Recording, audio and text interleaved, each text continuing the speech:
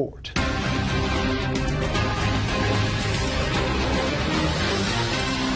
Good evening. Welcome to Washington. I'm Bret Baier. This is hour number 2 of our expanded special report. All this week, China and the U.S. are double-teaming North Korea tonight, hitting Kim Jong-un in the wallet over his continued nuclear defiance. While President Trump is widening sanctions, North Korea's banker, China, is buckling to U.S. pressure and curtailing its services to Kim's government. Chief White House correspondent John Roberts starts us off this hour. Good evening, John.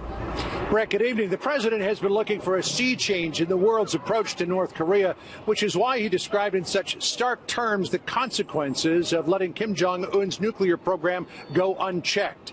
Today, it appeared the president was getting the cooperation he'd been pushing for. North Korea's nuclear weapons and missile development is a grave threat to peace and security in our world.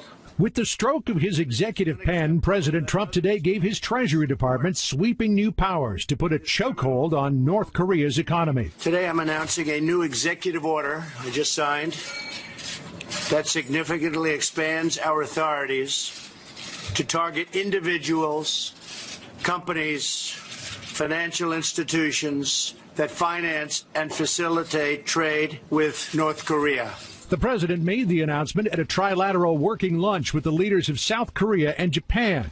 The action significantly broadens the administration's ability to dry up the flow of money, technology, goods, and services into North Korea. For too long, North Korea has evaded sanctions and used the international financial system to facilitate funding for its weapons and mass destruction and ballistic missile programs. And after weeks of cajoling, President Trump announced China has finally stepped up to the plate.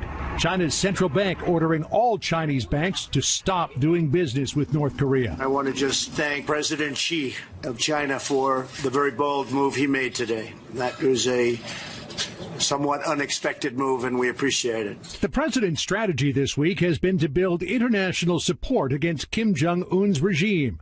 Today, the European Union announced it would soon implement new sanctions against 8 North Korean individuals. On a less serious note, President Trump joked when Moon Jae-in's translator used the word deplorable to describe North Korea's actions. I promise I did not tell them to use that word. That's been a very lucky word for me and many millions of people. But for all the solidarity between the U.S., Japan, and South Korea against the North, President Trump still has a burr under his saddle on one issue, trade, tweaking Moon over the U.S.-Korea Free Trade Pact. Because of the fact that our trade deal is so bad for the United States and so good for South Korea, said we'll focus on the military, but actually we're going to try and straighten out the trade deal, make it fair for everybody. In total, the president met with 5 leaders today, also including the presidents of Afghanistan, Ukraine, and Turkey's authoritarian Recep Erdogan, whom President Trump described as a good friend. We have a great friendship. As countries, I think we're right now as close as we have ever been. And a lot of that has to do with the personal relationships. The president has sought to diffuse growing tensions between the U.S. and Turkey over America's support for Kurdish rebels in Syria and a Washington brawl where Erdogan's security detail attacked protesters outside the Turkish embassy. General Assembly behind him. The next thing on the president's plate is his travel ban. A Supreme Court declared 90-day review period expires on Sunday, which means in the next couple of days, the president has to decide whether to make changes to his travel ban, leave it the same and fight it out in court, or ask for a delay while he thinks on it a little more. Brett? Obviously, the Iran nuclear deal decision lies ahead as well. John Roberts, live in New York. John, thanks. New information tonight on the unmasking activities by former Obama administration officials and where that investigation is heading.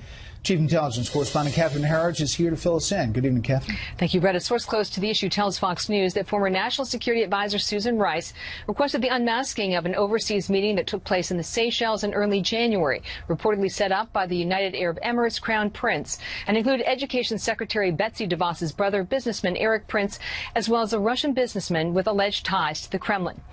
The timing matters because a month earlier, Rice also confirmed to the House Intelligence Committee that she unmasked Trump transition officials at a December 2016 Trump Tower meeting with the president's son-in-law Jared Kushner, former campaign strategist Steve Bannon, incoming National Security Advisor Mike Flynn, and the Crown Prince. During her congressional interview September 6th, the source said Rice justified the unmasking, stating that there can only be one government at a time, and she said she reached out to the Trump team on the issue. Rice was pressed repeatedly on how the information she received about American citizens whose names surfaced in foreign intelligence reports got to the media. The first reference is in an April Washington Post story that details both meetings. Rice took the same position she has in public. The allegation is that somehow Obama administration officials utilized intelligence for political purposes. That's absolutely false. I leaked nothing to nobody and never have and never would. In a statement earlier this year, Prince, who was the founder of Blackwater, said he had no role on the transition team. The meeting had nothing to do with President Trump, and he questioned why the intelligence community was spying on Americans. Another Obama administration official, former U.S. ambassador to the UN Samantha Power, made unmasking requests at such a rapid pace she averaged more than one request for every working day in 2016, two sources told Fox News. This figure of more than 260 requests dwarfs previous political appointees with that privilege. When we first brought you this story on Wednesday, a spokeswoman for Power had no comment on the allegations, but did provide a statement one day later calling them false without being more specific, adding that Power looks forward to meeting with the House Intelligence Committee in a classified session next month. Brett. Captain, thank you. Let's get an in-depth look now at the center of this unmasking story tonight. National security correspondent Jennifer Griffin lifts the veil on Samantha Power. Samantha Power first made a name for herself taking President Bill Clinton to task for what she argued was his role in the Rwanda genocide. She won a Pulitzer for her first book. Thank you, Mr. President. A Harvard-trained academic and former journalist, Power was appointed ambassador to the United Nations in 2013 after being exiled following undiplomatic remarks about Hillary Clinton during the 2008 presidential campaign when she worked for then-candidate Barack Obama. Quote, "She is a monster. She is stooping to anything. The amount of deceit she has put forward is really unattractive." The next day, Power resigned from the Obama campaign. Her remarks cost her the job she wanted most, Secretary of State, which went to Clinton. She served on the National Security Council and played a key role in convincing the president to use the military in Libya to overthrow Muammar Gaddafi. As UN ambassador, she served a dual role as not just ambassador and point person taking on Russia each day, but also as a member of President Obama's National Security Council, giving her assessment of threats to the United States. In her last remarks as UN ambassador, she laid out the danger that Russia poses to the U.S. and the world. We know that the Russian government sought to interfere in our presidential election with the goals of undermining public faith in the U.S. democratic process, denigrating one candidate, and helping the other candidate. Russia not only tried to influence our election, but to access the very systems by which we vote. A spokesman for Power pushed back on allegations she initiated an unusual number of unmaskings. Quote, "The anonymously sourced reports about Ambassador Power's intelligence requests are false. Ambassador Power looks forward to engaging the bipartisan committee in the appropriate classified forum." Former national security officials tell me in order to do her job and understand the intelligence reports she was receiving, names would have to be unmasked to understand the significance of those intelligence intercepts. The UN, one official told me, is like Lisbon during World War II, full of spies and foreign agents who have diplomatic immunity trying to engage U.S. citizens. Brett. Jennifer, thank you. Senate Republicans are going to be moving forward to see if they can get any answers on all of this, as well as House Republicans in the intelligence community. The investigation into what Russia may have done on social media is continuing as well. Facebook says the company will provide to congressional investigators the contents of 3,000 ads bought by a Russian agency. The move comes as the company faces growing pressure from members of Congress to release the content of those ads. Facebook had already released the ads to federal authorities investigating the Russian interference in the presidential election, namely Bob Mueller. The leaders of the Senate Intelligence Committee have been seeking to bring Facebook executives before their committee since the company first revealed the existence of the ads 2 weeks ago. Senate Republicans are counting heads and doing math tonight as they prepare for a possible vote next week on a last-ditch effort to repeal Obamacare. Chief Congressional Correspondent Mike Emanuel is on Capitol Hill tonight. The Senate is bracing for a showdown next week as the White House campaigns for the 50 votes needed to push the Graham-Cassidy health care reform across the finish line. This may well be our last best chance to stop and turn around and head America back in the direction of the kind of health care reform that's based on individual choice, state-based innovation. There are a number of undeclared or undecided Republican senators, the three who voted no in July: Collins, McCain, and Murkowski, conservatives Cruz and Lee, and then moderates Capito and Portman. With Kentucky's Rand Paul a firm no, some Hill sources suggest it could come down to McCain and Murkowski again, with leadership only able to lose one more Republican. One senator urged his colleagues to get on board. There's no free lunch, and you're not going to get one with this bill. There are trade-offs. Is it better than the Affordable Care Act? Clearly, the answer is yes. President Trump is defending co-sponsor Bill Cassidy on Twitter, writing, "Senator Dr. Bill Cassidy is a class act who really cares about people and their health care. He doesn't lie, just wants to help people." Cassidy defended the bill today. President Trump tweeted last night he will not sign legislation unless it protects those with pre-existing conditions. There's also the ongoing war of words between Cassidy and late-night host Jimmy Kimmel. Oh, I get it. I don't understand because I'm a talk show host, right? Well, and then help me out. Which part don't I understand? Is it the part where you cut $243 billion from federal health care assistance? Jimmy doesn't understand, and not because he's a talk show host, because we've never spoken. He's only heard from those on the left who are doing their best to preserve Obamacare. Democrat Senator Bob Menendez is on trial in New Jersey facing corruption charges. He hasn't said if he'll return next week for votes, but did take this swipe at the GOP. They just took the Congressional Budget Office and threw it out the window, with a sixth of our economy at stake and millions of people's health care at stake. It is worth noting McCain's criticism has been processed, wanting hearings, and Majority Leader Mitch McConnell has asked the Finance Committee to hold a hearing early next week. We'll see if that's enough to get McCain to support his dear friend Lindsey Graham's bill. Brett? We'll talk to Senator Graham in just a bit. Mike Emanuel live on the Hill. Mike, thanks. Employees at the Environmental Protection Agency, the EPA, are attending mandatory training sessions this week about leaking government information. President Trump has expressed anger over repeated leaks to the media. The Associated Press says the EPA sessions are part of a broader order for anti-leaks training at all executive branch agencies. On the markets today, stocks were down. The Dow lost 53, the S&P 500 dropped 8, the Nasdaq fell 33. The U.S. Treasury is advising banks and other financial institutions to be on the lookout for shady deals involving corrupt Venezuelan officials.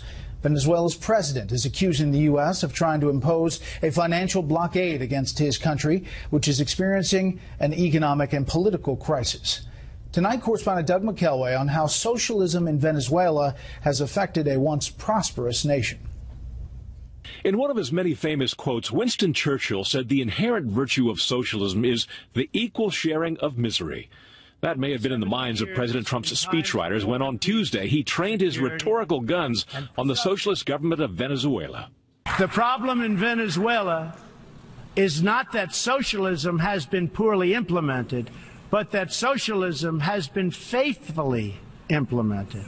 Venezuela has the world's largest oil reserves, yet shortages of basic necessities like toilet paper and medicine abound.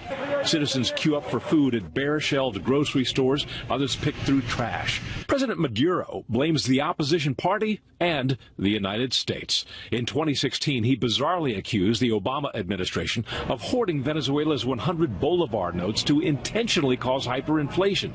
But observers note the real reason for the inflation is very different. They just kept printing currency and putting it into the system, and that will devalue the currency.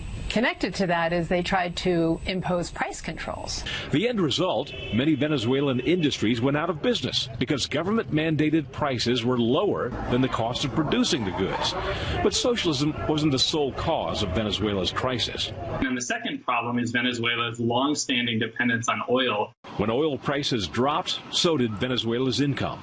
Another factor, Communist Cuba's heavy hand in Venezuela. They have a tremendous influence in basically exporting their brand of repression. O'Grady says that Cubans run education, medicine, and government propaganda.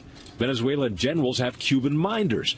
She says that Cuba also runs the Colombian cocaine trade through Venezuela, and a cut of the profits goes to party officials who permit it. Venezuela appears to be following the path of many of history's failed socialist states. The chronic shortages now descending into brutal hardship, violence, oppression, and the emergence of corrupt strongmen who enforce it.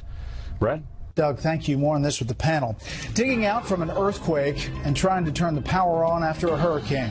We'll go live to Mexico City and San Juan when we come back.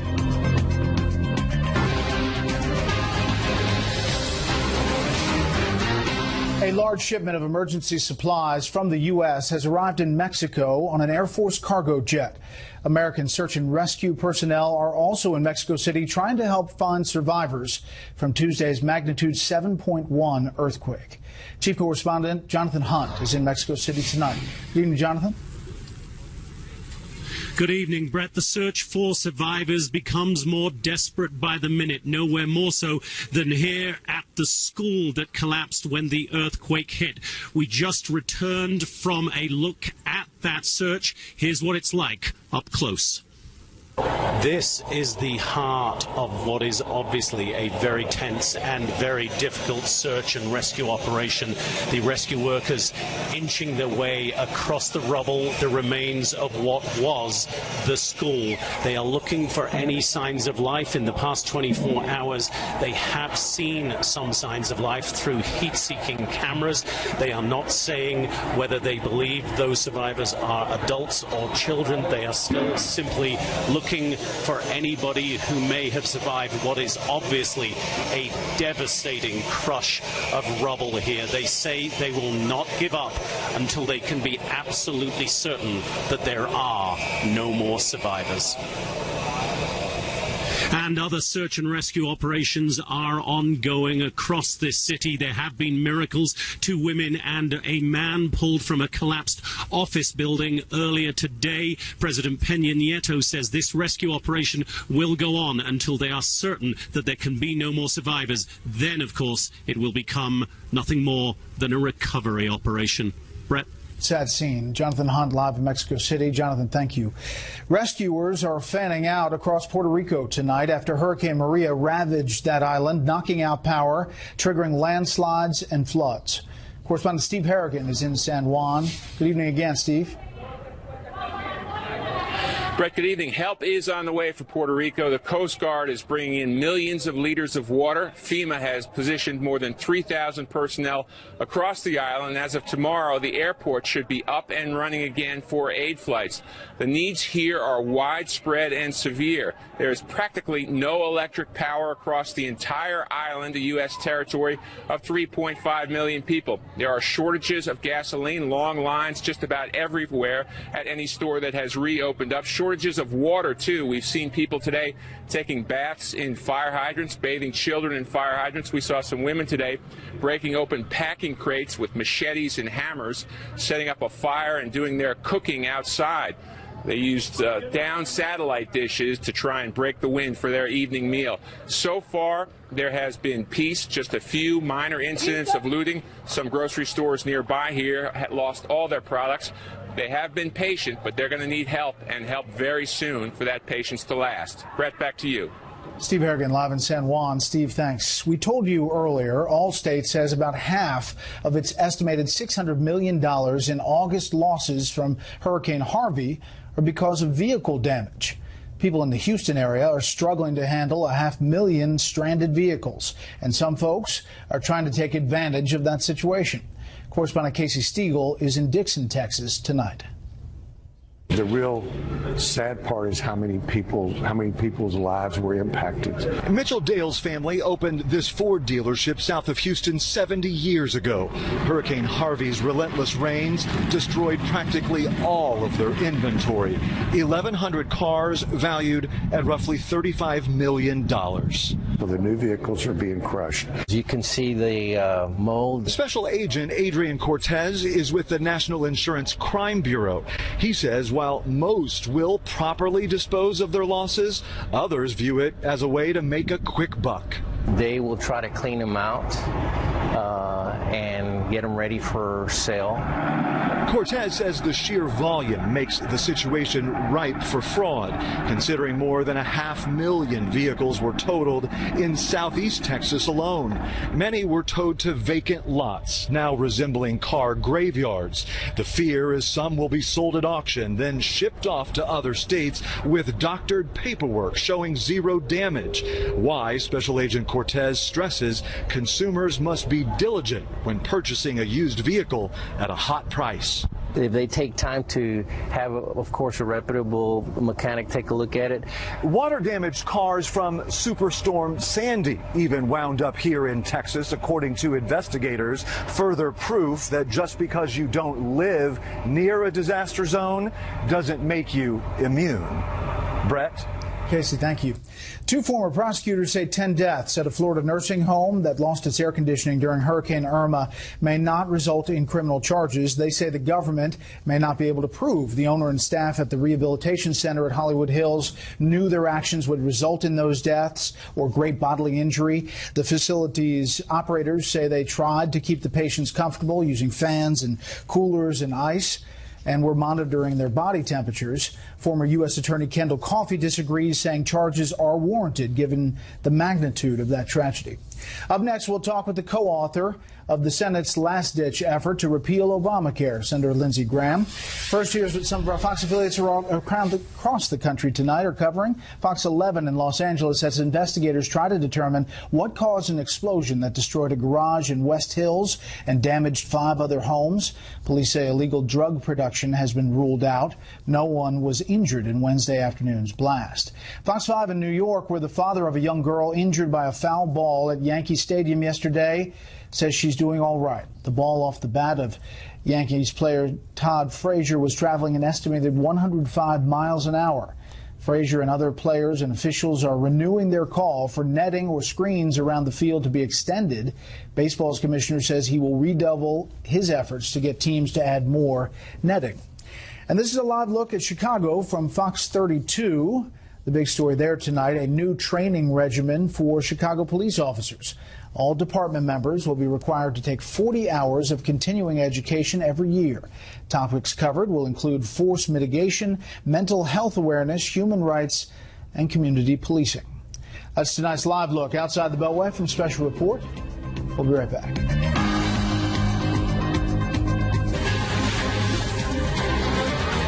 Senate Republicans are fighting the clock and each other to get an Obamacare repeal bill approved before the end of next week. Joining us tonight is the co-author of that plan, South Carolina Republican Senator Lindsey Graham. Senator, thanks for being here. Thank you. Well, first I want to go into some of the details of this plan and the substance. You're getting attacked from Democrats, from some governors, some from your own party, about concerns over pre-existing conditions and whether this is going to somehow open this up to states saying you can't cover these people. Right. Well, the answer is absolutely not. There's a mandate in this bill that goes with the block grant that every state in the nation must cover people with pre-existing conditions. So not one person is going to be denied coverage in any of the 50 states because they have a pre-existing condition. When it comes time to insure them, it has to be affordable and credible care. And who makes that determination? What is the definition of affordable? It runs through the CHRİS program, which is a children's health program that's been around for 20 years. Bill Clinton created it for low-income children. So what it will allow is affordable and credible to be flexible. California may have a view of affordable and credible. South Carolina will have a different view. But nobody can be denied coverage because of a pre-existing illness. Nobody can be kicked out of insurance, and the cost has to be affordable and credible within the lines of the CHIP criteria. And in 20 years, no one's ever going complained about insurance coverage under CHIP. So that's a lie by the left. And let me tell you what they're worried about. They're worried about the power leaving Washington and going to the states. If you're a Bernie believer, this is your worst nightmare, because I take the money and power out of Washington, and I let states decide this, but you do have to guaranteed issue and pre-existing conditions coverage is a mandate under the bill. But the real objection here by the left is that we take money and power out of Washington and end single-payer health care as we know it. We had Senator Coons on last hour, and here's what he said. He said Graham Cassidy will end Medicaid as we know it, eliminate all the consumer protections in the ACA by giving states the opportunity to repeal them. It'll lead to a less healthy America. Yeah. Well, I like Chris Coons. You're 0 for 3, my friend. What leads to a less healthy America is Obamacare. Obamacare is collapsing. 70% of the counties in this country have one insurer to go to, one person left in the exchange, and many of them have no options. Premiums have gone up. Deductibles have gone up. It's been a nightmare for the American people, and how do we replace it? We take the same amount of money. We eliminate the individual mandate, the employer mandate. You can reimpose them at the state level if you like. You don't have to, but you can. But we take what's left over, the same amount of money, and give it to the states. They have to cover sick people. They have the flexibility to decide how to cover sick people. They got to do it in an affordable, credible way, as to Medicaid. Medicaid in 2027, Brett, will cost more to the federal government than the Defense Department. It is growing at twice the level of inflation in the private sector. If you get a headache under Medicare, you run to the emergency room. We pay the bill. Nobody asks any questions. What we'll do in year 8 years from now, start lowering the inflation rate to meet what the private sector level of inflation is, to save hundreds of billions of dollars. But we also achieve flexibility. We allow states to do what Mike Pence did in Indiana, offer different ways of delivering Medicaid. Obamacare is the biggest threat to the American health care system, not state-controlled health care. We block granted money in '96 to deliver better welfare services. The welfare rolls went down. The cost of the government did not go up. Obamacare is a disaster. I'm going to get the money and power out of Washington, and I'm going to put it in the hands of people that you go to church with. Under my plan, if you don't like what you get, you can call the governor, you can call your state house member. Under Obamacare, who do you call? I asked people in Greenville today, raise your hand. Do you know your state house representative? Do you know who your governor is? Everybody raised their hand at the chamber event. Who runs Obamacare in South Carolina? Nobody could raise their hand. Yeah. So to Chris Coons, you're a good man, but you're wrong. All right. So there's a shifting of money here, though. There are some states that get more money. There are some states that get less money than they're currently getting. Yes. Oregon, Vermont, Massachusetts, New York, Delaware, they all get less. How do you convince a state that's getting less money than they are now that this is somehow better for them? So what I'm trying to do for America is to be fair. Under Obamacare, 4 states get 40% of the money. Do you know who those 4 states are? I don't. New York, California, Massachusetts, and Maryland. They're 20% of the population. They take 40% of the money because they're blue states that have very generous health care benefits under Medicaid. They're gobbling up most of the money. They get twice over their population. So what I do, I take them down over a 10-year period. We have a soft landing for those states. And in 2026, here's what I tell Chris Coons. Every patient in every state will get the same contribution from the federal government to deal with health care as every other state. There won't be 4 states getting 40% of the money that represent 20% of the population. South Carolina goes up. Some states stay the same. Some states come down. But my goal is parity. In 10 years from now, we're going to have a system where every patient in every state gets the same contribution. If you find that a problem, then the problem is with you. All right, so just quickly, the politics here and where you are. Mm-hmm. I mean, you're basically at the same spot the skinny bill was, looking for that 1 or 2 votes to get it over the finish line. The difference between this bill and the skinny bill is who the hell knows what the skinny bill is? Everybody knows what federalism is. If you're a conservative Republican, you believe that the state should have as much power and authority as possible. The 10th Amendment is real. So this is a different concept. All right, do you have the votes, though? I think so. I really do. I'll be honest with you. I've never been more excited than I am right now. We need 50 votes to get this over the finish line. The president has been working like a tiger. The vice president, Mitch McConnell, is going to give us a vote. We're giving numbers to states, and I can tell you this. If you want money and power out of Washington, you want to end the march to single-payer health care, this is your last best chance. This is the biggest change in health care in my lifetime. This is federalism versus socialism. I think we're going to get 50 Republicans to vote for federalism, and I'll make a prediction. A couple of Democrats are going to come on board because their state does so well. I like New York, California, Massachusetts, and Maryland, but I want to give them all the money. Senator Lindsey Graham, co-author of this bill. Thanks for the time. Thank you. President Trump turns up the heat on North Korea as the UN wrings its collective hands. We'll talk about all of those developments with the panel when we return.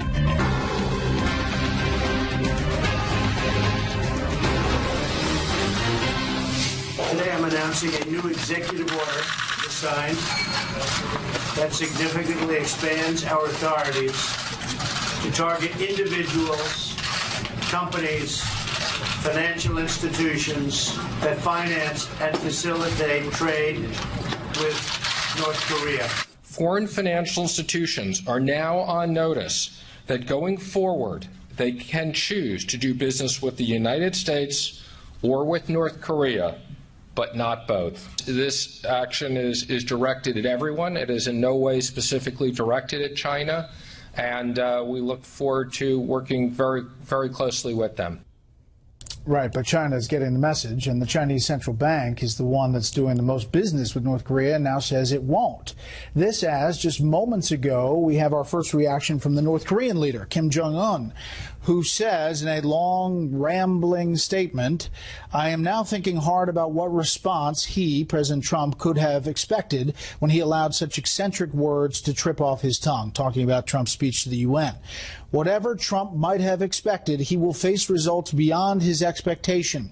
I will surely and definitely tame the mentally deranged U.S. dotard with fire, says Kim Jong-un in the latest statement, among other things. With that, let's bring in our panel. Steve Hayes, editor-in-chief of the Weekly Standard, A.B. Stoddard, associate editor at Real Clear Politics and host of No Labels Radio on Sirius XM, and Charles Hurt, opinion editor for the Washington Times. Steve.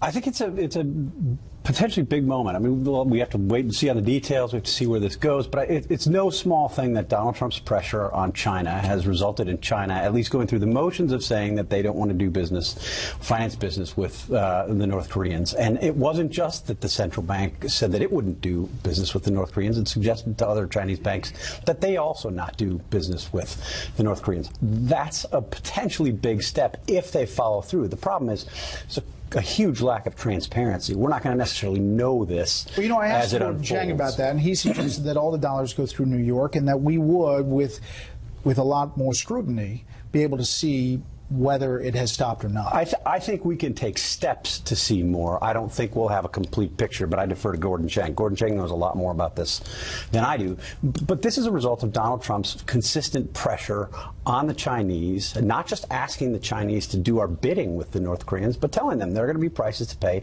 if you don't work with us. You think the speech had anything to do with it? Yeah, I think the speech may have helped, but I think it has much more to do with a consistent argument that Trump has been making, both in public and in private, with the Chinese. Just to go back to last week, where we had the Treasury Secretary on, and he foreshadowed this movement in an interview. I've worked on an executive order that's ready. If the president wants to use it, we can stop trade with any country that does business with North Korea. We're going to be careful in using these tools, but the president is committed. We will use economic sanctions to bring North Korea to the table. You're saying stopping trade with China? Stopping trade with anybody. Nobody would be off the table. And that's a big moment. Right. I think that Steve is right. It is a very significant concession by the Chinese that the central bank would halt any activity with the North Koreans. It is the question. Hopefully it is that transparent and everything can be monitored. But if it's a question of how enforceable it is and whether or not they're doing some rogue, secretive, supportive measures for the North Koreans, which they've done all along. Right. So far, the Chinese have never halted the North Koreans. This has to be sort of this final test, right? right? They're undeterred. The North Koreans are undeterred. Kim is by President Trump. He just is. It's really on the Chinese, and I think that President Trump, whatever he's done, I agree, behind the scenes and publicly, seems to have brought us to this moment with China, and it is absolutely the best hope, and it's the only hope, and it needs to be a sustainable pressure. I mean, for years, every official has been saying the Chinese need to step up. We need to pressure the Chinese. Whatever's happened has obviously pressured the Chinese. Yeah, and I don't think you can overstate how much credit Donald Trump deserves for this. From the beginning, obviously President Trump is an incredibly disruptive figure. He's not exactly a diplomatic. He doesn't have a whole lot of regard for the diplomatic norms that we see at the UN.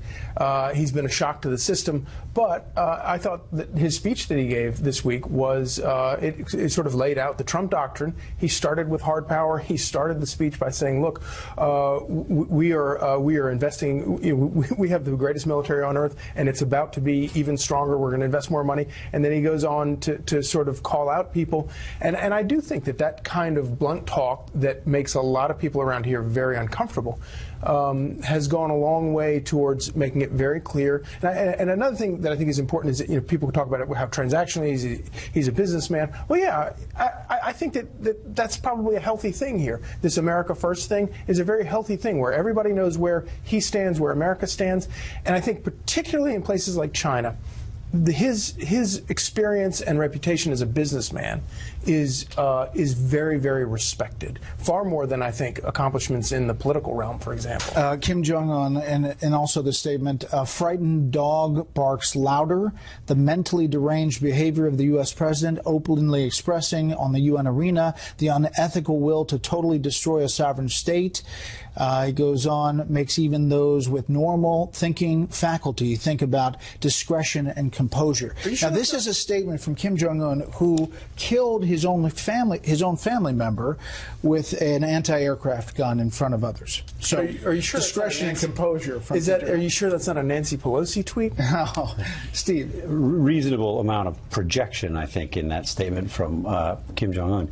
The main difference in the diplomacy for the past 25 years and what we've seen over the first 9 months is sort of the dispensing with the idea that China and the United States share exactly the same interests in the Korean Peninsula. We don't. We never have. And it was true of the Clinton administration, the Bush administration, the Obama administration, simply outsourced our diplomacy to China. Well, it was never the case that China was simply going to do our bidding. We had to actually put some pressure on them. Now, Charlie's right. I mean, Donald Trump is very blunt. What Secretary Mnuchin said to you made me nervous. I mean, I don't like the idea of threatening to cut off trade with China. That's a pretty big card to lay on the table. But at least so far as we're seeing in this particular instance, it seems to be working. And I guess the question is what the response is to this statement, what Twitter tweet may be coming. That's why I talked, Bret, about what's sustainable. So all the smashing of diplomatic norms and everything does come into play here. The Chinese really preserve saving face as a priority. And what has to happen here, Kim is undeterred by Trump. He is scared of the Chinese. They have to act. Whatever Trump says on the stage of the UN doesn't matter to Kim Jong-un. His focus is on the Chinese government and the help he needs from them. And so if these sanctions are enforced, if all the banking and all the activity, the economic help that goes in, the